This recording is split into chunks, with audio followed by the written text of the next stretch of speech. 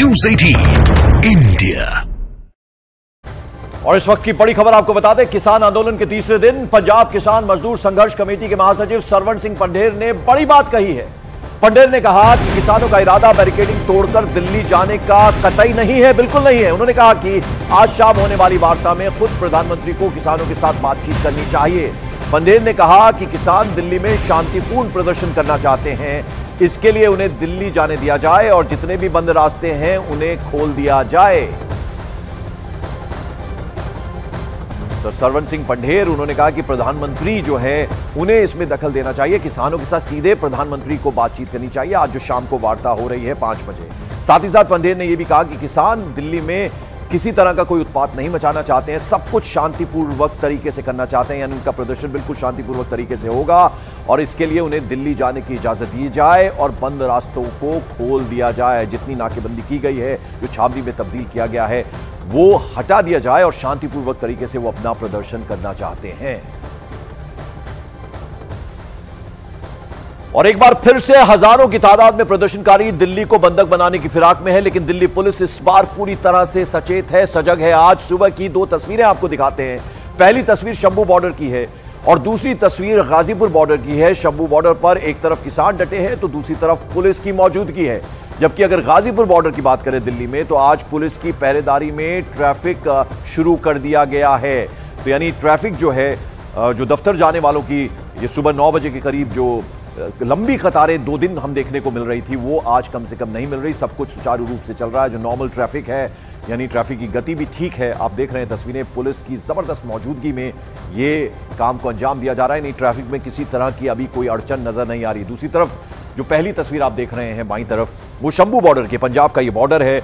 यहां हमने आपसे कुछ देर पहले भी आपको तस्वीरें दिखाई थी, जहां किसान एकदम अभी शांतिपूर्वक तरीके से वहां सब कुछ चल रहा है। अमित पांडे हमारे सहयोगी इस वक्त हमारे साथ जुड़ रहे हैं।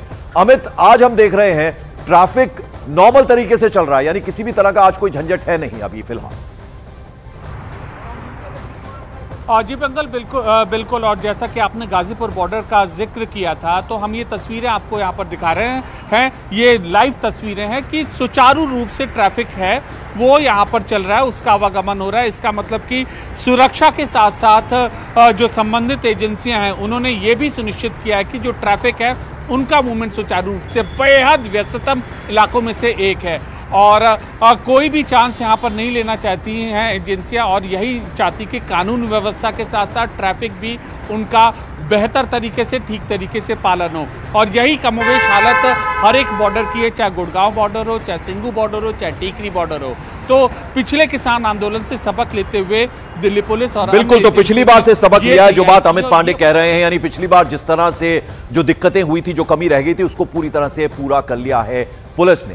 दूसरी तरफ चंडीगढ़ में आज सरकार और किसानों के बीच तीसरे दौर की वार्ता होनी है। इस वार्ता में केंद्रीय मंत्री पीयूष गोयल, कृषि मंत्री अर्जुन मुंडा और नित्यानंद राय शामिल होने वाले हैं। ये बैठक शाम को 5 बजे होगी।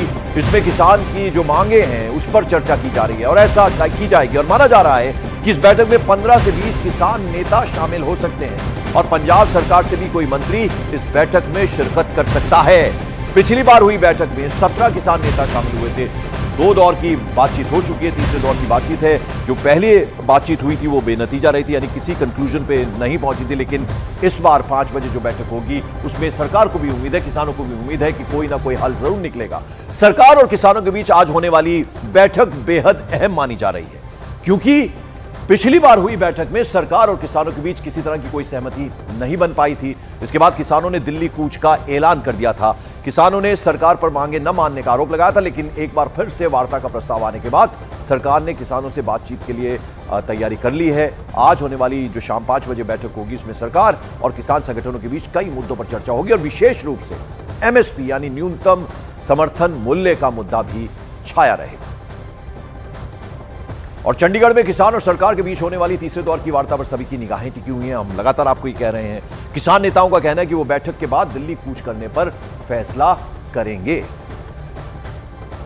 ये वर्बली मीटिंग थी पंजाब के अधिकारियों से, वो मध्यस्थता कर रहे हैं केंद्र के साथ वार्ता के लिए।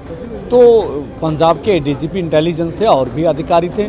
मीटिंग चंडीगढ़ में केंद्र के 3 मंत्री जो पहले भी आ चुके, वही मंत्रियों से हमारी वार्ता शुरू होगी। पीयूष गोयल जी हैं और हमारे खेतीबाड़ी मंत्री अर्जुन मुंडा जी है, नित्यानंद रॉय जी हैं। एजेंडा हमारा वही होगा जो 10 सूत्री हमने मांग पत्र दिया है। देखिए, कोई नया मुद्दा तो उसमें जुड़ने वाला नहीं है। वही जो डिमांड्स हैं हमारी, उन्हीं डिमांडों के ऊपर चर्चा होगी। पत्र आ चुका है, अधिकारियों के पास पत्र आ गया, उसकी कॉपी निकालने वाली है, निकाल कर दे देंगे हमें। शाम 5 बजे की बैठक की टाइम दिया गया है, उसमें 3 मंत्री आएंगे और 3 मंत्रियों के साथ कुछ मामले जैसे हमारे पंजाब के जो आंदोलन के शहीद हैं उनके बच्चों को नौकरी दिलाने का मामला है, मैं उस मामला वो पंजाब सरकार के साथ भी थोड़ा जुड़ता है, उसके लिए मैं निवेदन करता हूँ हमारे मुख्यमंत्री जी को, वो भी इस बैठक में जरूर आएँ।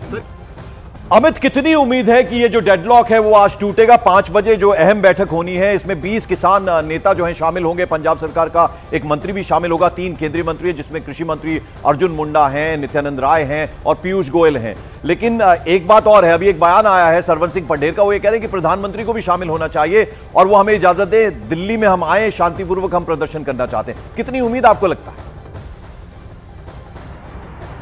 देखिए, ये बयान है, इससे अलग करके अगर हम पिछले 2 दिन का डेवलपमेंट देखें, 2 दिन के भीतर यह तीसरी बड़ी आज बैठक है। इससे पहले भी केंद्रीय मंत्रियों के साथ किसान संगठनों की एक बैठक हो चुकी है। कल कृषि मंत्री ने वरिष्ठ अधिकारियों के साथ बैठक की थी और आज फिर किसान संगठनों के साथ सरकार के मंत्रियों की बैठक है। तो हम ये कह सकते हैं जरूर कि बातचीत जो है वह आगे बढ़ रही है और सरकार ने अपनी मंशा साफ कर दी।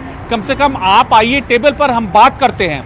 और किसान संगठनों की ओर से भी ये बयान गया है कि हम बात कर रहे हैं। तो ये जरूर हम ये उम्मीद कर सकते हैं कि आज जो वार्ता होगी उसमें कुछ न कुछ बात आगे बढ़ेगी, जरूर बातें बढ़ेगी, क्योंकि सरकार भी अपनी नीतियों को, अपनी पॉलिसीज को किसान संगठनों तक पहुंचाना चाहती है और न केवल पहुंचाना चाहती है बल्कि अच्छी तरीके से उनको समझाना चाहती है, जिस तरीके से आप एमएसपी या अन्य पहलुओं का जिक्र कर रहे थे। पहली चीज। और दूसरी चीज है पंकज की, जो बात आगे बढ़ेगी, किसान संगठनों के भी जो तेवर हैं वो पिछले 2 दिनों के मुकाबले आज कुछ नर्म जरूर नजर आ रहे हैं। बिल्कुल बड़ी बात कह रहे हैं अमित कि जो किसान नेता हैं, जो किसान हैं, उनके तेवर भी कहीं ना कहीं नरम नजर आ रहे हैं। और सरकार की देखिए मंशा एकदम क्लियर है, सरकार चाहती है कि हर तरह से सहयोग दें वो किसानों को और उनकी ज्यादातर मांगे मान ली गई हैं। सिर्फ एक एमएसपी का जो मुद्दा है उस पर पेट फंसा हुआ है, लेकिन उससे किस तरह की दिक्कत हो सकती है ये भी सरकार खुले तौर पर कर रही है, कह रही है। आज वार्ता से पहले किसान नेता सरवन सिंह पंढेर ने क्या कहा, आइए जरा एक बार वो सुन लेते हैं।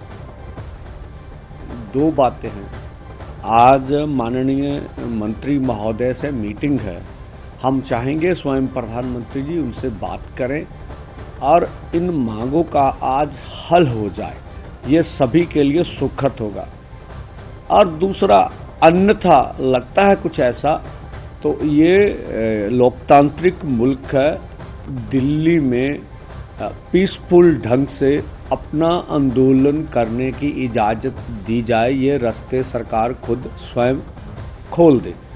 और जो एजेंडा होगा वो वही है जो हमने 10 मांगों का दिया हुआ है। जो एजेंडा होगा वो वही है जो हमने 10 मांगों का दिया हुआ है, जिनमें से एमएसपी खरीद की गारंटी का कानून बनाने की बात है। सभी फसलों के दाम डॉक्टर स्वामीनाथन कमीशन की रिपोर्ट के अनुसार हम कहते हैं दीजिए C2 प्लस 50%। इसके अलावा जो गन्ने का रेट है C2 प्लस 100% से दीजिए और किसान और खेत मजदूर का कर्ज माफ़ी होनी चाहिए। तो सरवन सिंह पंढेर क्या कह रहे हैं वो आपने सुना। किसान एमएसपी गारंटी कानून लागू करने की मांग कर रहे हैं, तो इसे लेकर बीजेपी ने कांग्रेस पार्टी पर